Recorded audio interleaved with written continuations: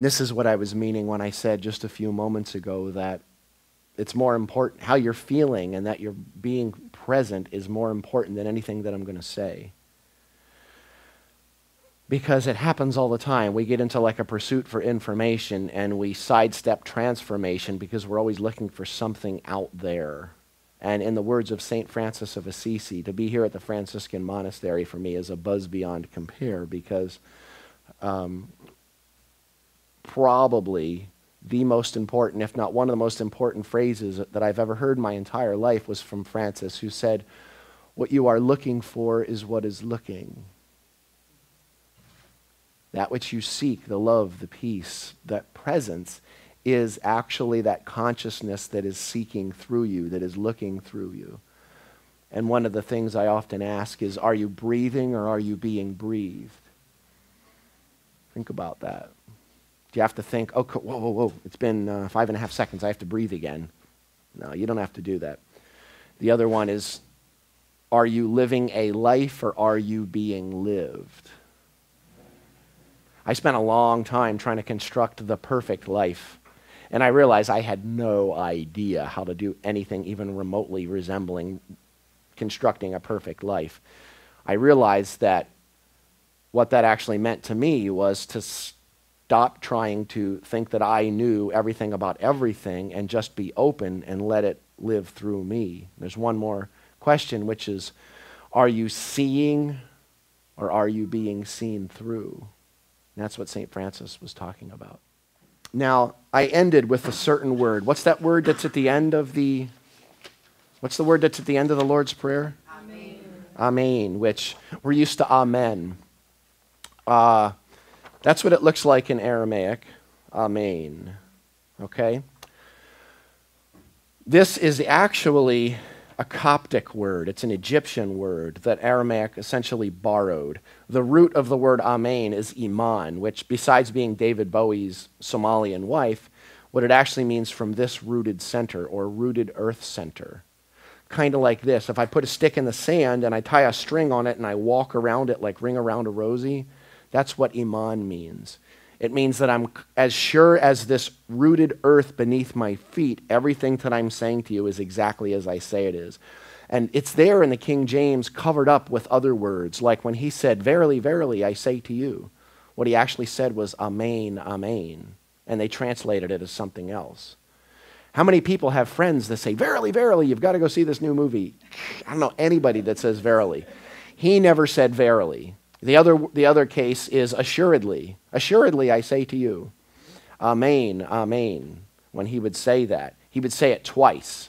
So not only was he saying, as sealed in faith and trust and as sure as this rooted earth beneath my feet, he was saying that 2 times. So he was not just being verily, verily, verily, or assuredly, I say to you. He was a bit more focused than that, if you know what I'm saying. And then usually after that, where we were told, verily or assuredly I say to you, that word amar doesn't mean necessarily just say as in I'm telling you something. It means affirm. That's really important. Affirm. Affirmations are real, on a lot of people's consciousness right now. Now what we're going to do is we're going to do an experiment with toning.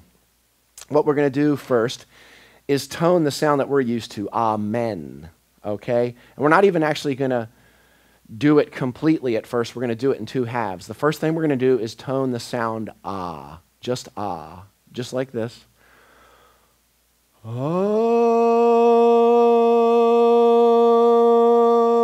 a little bit higher than we were doing avloon, okay? But it doesn't have to be in perfect pitch, so let go of the stage fright. And here's a key. Funny, I get some looks like, no. If you take your focus off the sound that's coming out of your mouth, and put your focus on where you're bringing it from. Bring it from the deepest place that you can access. The sound will take care of itself. That's the key to music, me being a musician for so many years. I think it was just yesterday at the Divine Science Church where I was talking about Miles Davis and John Coltrane and how we were talking about the word righteous and how the jazz movement in the 30s, 40s, 50s, 60s understood what righteous meant, but today righteousness means like self-righteous, and we've kind of lost the meaning of that. And what righteous meant is essentially coming from your sacred core and honoring everything everybody on a level ground, understanding that my core is your core, my center is your center. And when you hear something that lights you up, it was like they were like righteous because they understood that. Now that sound ah awakens the essence of that. Ah in Aramaic is, again, if you remember from Avun, it's the first letter of the alphabet. It means everything is contained within one singular whole. There's nothing outside of God. So in Aramaic, when you make the sound ah, or ah, the way we're going to tone it, when you make that sound, you are awakening the essence of that wholeness, the realization of one singular being within your consciousness through that vibration. Do you see what I'm saying? That's what makes it different than English. So we're going to make that sound ah just one time, okay?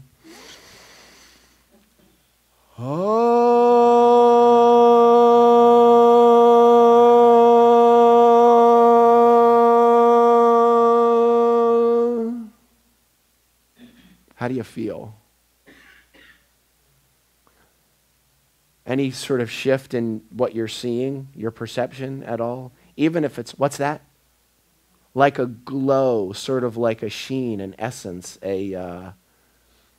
it's amazing how sound can, in English we just spit things out because they don't really have a vibrational root. It's just kind of like, you know, we're in Washington, D.C., and everybody talks about America as a melting pot, and I don't see that as a positive. I see America more like a salad, where everyone is able to maintain their integrity and their identity and their authenticity, and you just kind of toss it together. English is sort of like, you know, it's the language that we know most, but English is more like a melting pot where everything just kind of mushed together. But the actual consciousness of the vibrations was essentially lost. It is funny, though, because by spitting things out quickly, we don't realize how profoundly the vibrations that are coming through our mouths affects our entire life. They're intimately connected. They're not two separate things. Now, we did the ah sound. Now what we're going to do is the second half of the English word men. Men. Okay, so we're just going to go men like that, okay? One time. Men.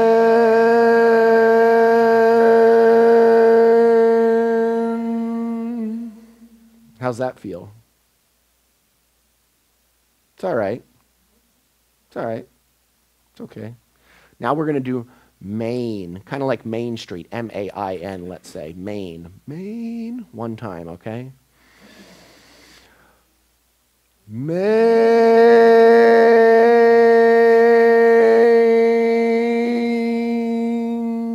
Does that feel different than men? Men, in terms of toning, would be called a lazy sound. Sorry. Men is a lazy sound. We're outnumbered, so I got to be... Well, I'm okay saying it, I guess, as long as you're not going to jump at me or something. But men, in terms of toning, is a sound that has... It's not vibrationally awake. Men, and you won't hear the sound men in Aramaic. You'll only hear the sound main. Another sound that's not there is the just sound. So Jesus comes from the Latin and Greek Jesus, hail Zeus. A lot of people don't know that. His name was actually Yeshua or Yeshua. And sometimes I'll hear people say Jeshua, and Jeshua's okay, but there's no actual J sound in Aramaic. There's certain sounds that just aren't there. And we've got sounds like, and I always make the joke that I'm originally from New Jersey. And in New Jersey, if you start a word with, nobody hangs out to hear the rest of the word. Or you got to duck, one or the other. So I try not to do too many. Actually, the word darkness, hashuka, hashuka. So darkness, I guess that makes sense. Now, you felt the difference between men and main. So what we're going to do is we're going to tone that sound amen, okay, 3 times. Amen. I want you to be aware of something as we do this, though. The first sound, ah, I want you to pay attention to how ah feels. And then I want you to pay attention to how main feels in your body and spiritually. I mean, literally. Not just, airy-fairy sort of whatever, floating in the clouds feeling, but literally, how do you feel when you're making the sound, okay? You've got two sounds, ah and main. We're going to do it 3 times, and then I'll ask you how they felt at the end. Amen. Amen.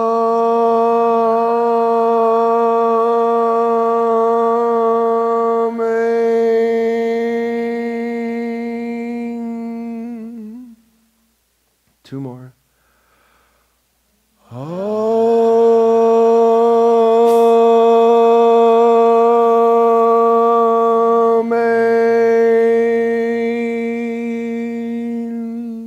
1 more.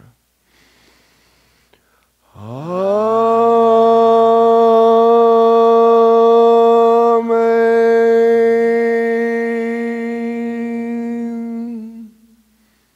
Now, how does ah feel? What's the feeling of ah? Do you have any? There's no right or wrong answers. Open. Open's a good way to put it. Anything else? You feel what? Peace. What's that? Up. Ooh, beautiful. You know what's great is in Aramaic, when Yeshua would talk about up, and you always hear about up, up, up. First of all, the reason that heaven was located in the clouds, or what we think of today, when I say heaven, your mind goes like that, whether you want to admit it or not. That's just where it goes. That's conditioning. But because the word for heaven is Shemaiah, which is my little 17-month-old daughter's name also as well, but it's also the word for sky. And he had to take these really incredibly wide, deeply experiential Eastern concepts and squeeze them down into this like sort of backwater farmer language of Aramaic. And what happens is you got to use words that, well, that makes kind of sense. We think the sky is limitless, but unfortunately the sky is not limitless. And he said certain things as well. Well, they didn't know that back then, but we do now through science. He said, like, this Shemaiah will pass away, and the one beyond it will pass away, but this is abiding. This heaven, Shemaiah, will go on forever. The word Shemaiah, the second half of the word Shemaiah, is the sound ayah, which in Aramaic means something that has no beginning and no ending. Ayah. No beginning and no ending, which means that either it's everywhere or it's nowhere.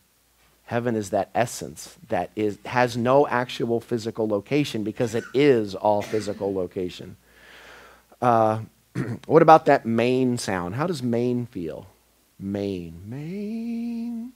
That's a vibration in my heart. Yeah, there is like a focus there. Anything else? Does it feel as open as ah? It's different, isn't it? It has almost like to me, main has like a contained feeling. And it's not quite focus so much as it just feels a bit contained. And what's interesting about it is that word amen, it means from this rooted earth, sealed in faith and trust, but it also means cubit, okay? Cubit's a form of measurement. A cubit is essentially from the tip of your fingers to your elbow, but of course that means a cubit is completely different for every person that you're asking. But it means it's a form of measurement, which is saying this, essentially it's exactly a cubit, which is what amen means. This is exactly what I'm telling you. The thing about amen, is that it starts and there's this incredibly open, and then there's almost like a coming down. The way I explain it is almost like a river, and there's like a coming down in some ways. Feels like that in a lot of ways, and main feels almost like it's going down and grounding. There you go. Perfect. That's probably the perfect word. There's a grounding, and there's also like a bit of a not quite focus, but a containment in it. So it's interesting how if you pay attention to the way sounds feel,